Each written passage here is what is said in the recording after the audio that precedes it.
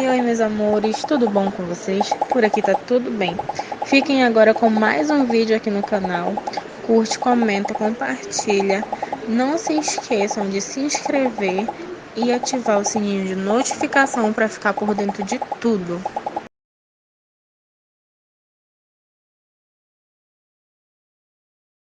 Hoje esses cachorros estão exigentes demais.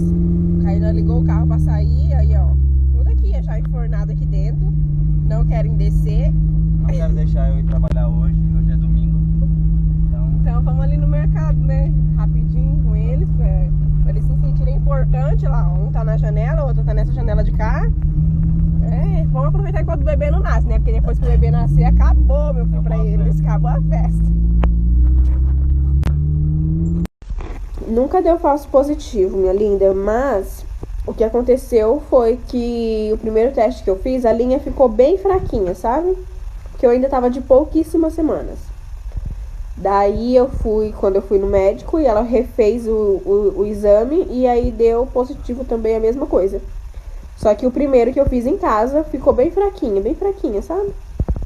Mas nunca deu falso positivo não, graças a Deus, né? Porque isso é uma coisa bem... Imagina, você pega, faz o teste, dá negativo, você fica ali com o coração daquele jeito e aí de repente descobre, depois de meses, descobre que tá positivo. Ou então ao contrário, né? É frustrante. Mas nunca deu não. O que deu foi a listra bem fraquinha, porque eu tava ainda de 3 semanas quando eu fiz o exame. O exame não, o teste, né? Então, eu tenho uma consulta aqui dia 23 do pré-natal. Então eu só vou me mudar depois dessa consulta, depois do dia 23. Assim, a gente já tá resolvendo tudo, sabe? Questão de mudança, como que vai ser, porque caminhão de mudança daqui pra lá é um pouquinho chato. Porque é um pouquinho longe, então eles cobram um pouquinho caro, então a gente já tá procurando isso, sabe? Vendo os orçamentos, fazendo as coisinhas direitinho, vendo os orçamentos dos materiais, das coisas. E dia 23, assim que eu passar na consulta, a gente já tá livre pra poder se mudar. Não, gente, não acho legal isso, entendeu? Como eu disse pra vocês, aquela casa, ela tá naquela situação, não é de agora, ela sempre esteve daquele jeito. Ninguém nunca teve vontade e interesse de reformar, de deixar a casa bonita ou de morar lá, porque cada um já tem a sua casa. Como eu disse, os meus irmãos são todos mais velhos do que eu. São todos casados e cada um já tem a sua casa, entendeu? Então aquela casa, ela vai ficar ali pro resto da vida daquele jeito, tá? O sonho da minha avó é reformar aquela casa, que era o sonho da minha mãe, mas minha mãe nunca teve condições, minha avó também nunca teve. Então, como eu estou indo lá pra morar, né?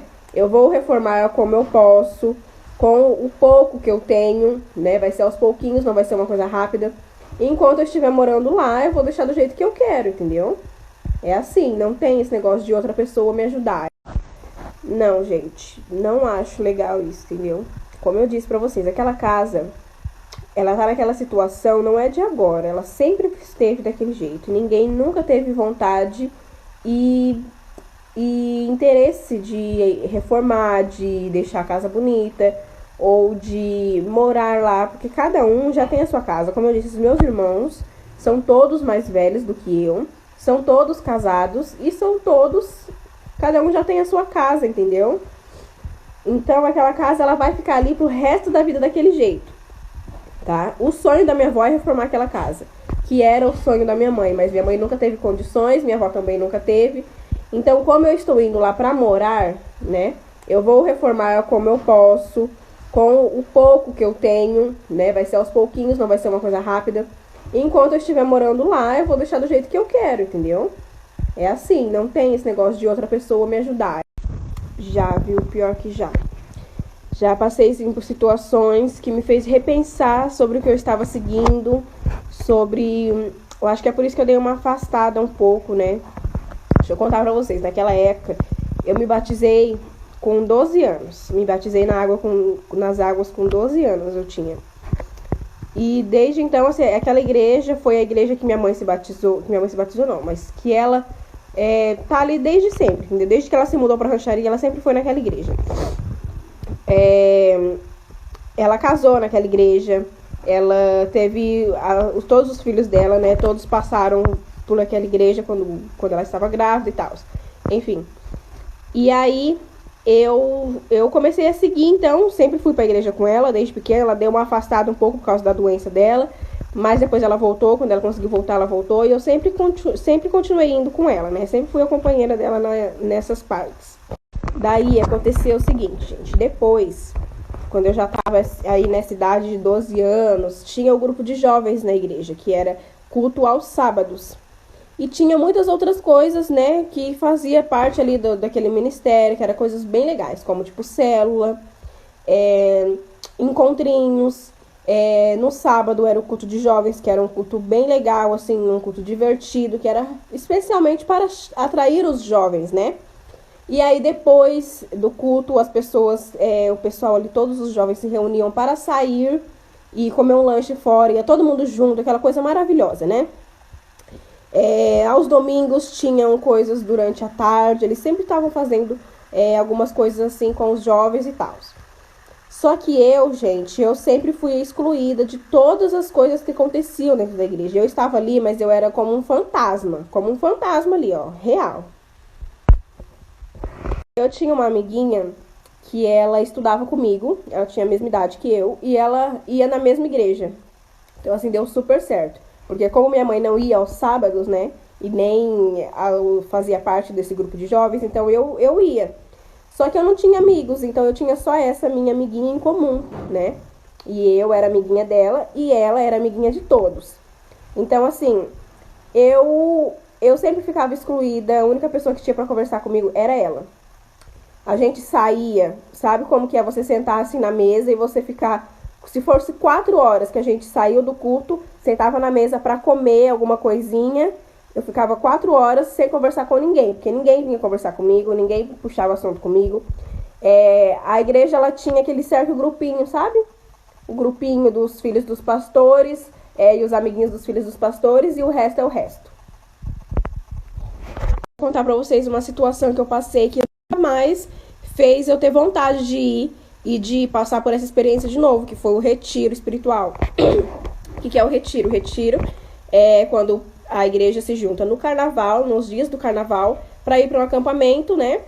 Para ter essa experiência de tipo um encontro com Deus. Dizem que o retiro e o encontro com Deus são uma experiências únicas que você tem que viver pelo menos uma vez na vida. Pois eu fui e chegou lá, gente, assim, ó, totalmente fantasma, fazia tudo sozinha, comia sozinha. Tinha que fazer tudo sozinha porque não tinha amiguinhos. Claro, você está indo para esses lugares não por conta de amigos, por conta de Deus, né? Você está indo para buscar. Mas você ser uma pessoa sozinha também não é legal, é chato, é triste, é constrangedor. E aí, nesse encontro, aconteceu várias coisas, assim, que eu fiquei assim, tipo, gente, que pessoas são essas que estão servindo? Então, assim, a gente tinha o líder, né, que era o líder dos jovens e tal, e eu ficava, assim, olhando e prestando atenção no que realmente essas pessoas estavam fazendo ali, se elas estavam realmente buscando a Deus, mas elas buscavam, assim, de uma forma tão, né, linda, vamos acolher todo mundo e tal, mas eu não estava me sentindo acolhida naquele ambiente. E aí aconteceu justamente que eu acho que no penúltimo dia ou no último dia de retiro, que foi assim o dia mais legal, que o pessoal, eles fizeram uma roda assim, onde todo mundo se abraçou para fazer uma oração, que foi depois do culto, né? Aí com louvor, e todo mundo se abraçando, e todo mundo orando por todo mundo. E aí todo mundo abraçado, e aí simplesmente eu senti que eu estava sendo jogada fora do círculo, sabe? Eu simplesmente fui deixada de lado, eu fui a única pessoa que não entrou no círculo, que tava todo mundo abraçado. Eu fui a única pessoa que não fui.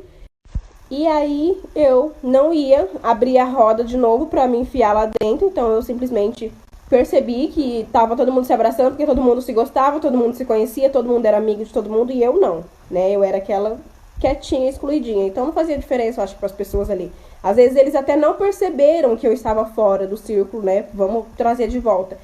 Mas eu me senti daquele jeito, né?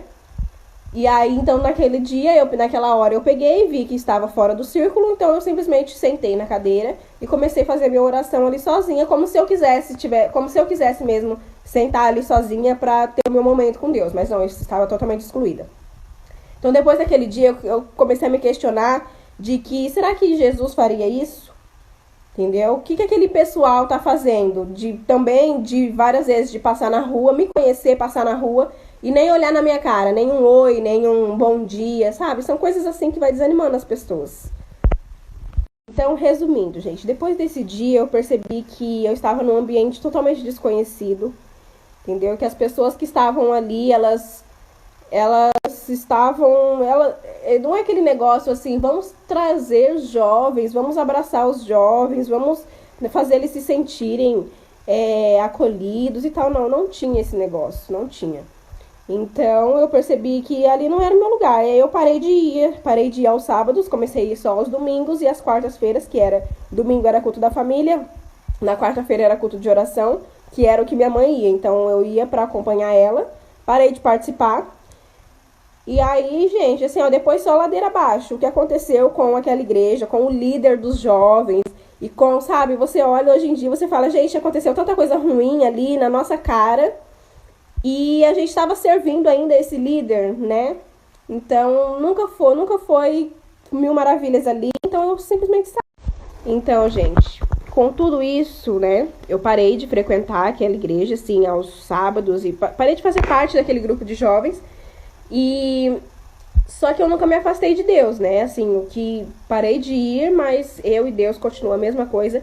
E é onde a gente aprende que às vezes as pessoas que estão dentro da igreja não são o que a gente pensa, não são pessoas que a gente deveria seguir o exemplo. Às vezes, que realmente, quando você é um líder, as pessoas têm que seguir o seu exemplo. Você tem que ser um exemplo para aquelas pessoas. Então, quando você vê que aquele exemplo não tá dando certo, não tá, porque aconteceu uma coisa que, assim, muito, muito séria, muito grave, muito chata, né? E eu não vou comentar porque é uma coisa íntima, particular, mas aconteceu coisas, assim, que você olha e você fala, nossa, mas essa pessoa era o líder, tava em cima do púlpito falando sobre Deus e foi capaz de fazer esse tipo de coisa, né? Mas eu nunca me afastei de Deus, então, só a igreja mesmo que eu parei. Mas assim, gente, eu confio muito naquele pastor, porque esse pastor, ele tá naquela igreja desde a época da minha mãe, entendeu? Tipo, ele e a esposa dele fizeram chá de bebê pra minha mãe, sabe? Tudo que minha mãe precisou, eles estavam ali pra acolher, pra cuidar e pra ajudar. Então a gente vê o exemplo, né?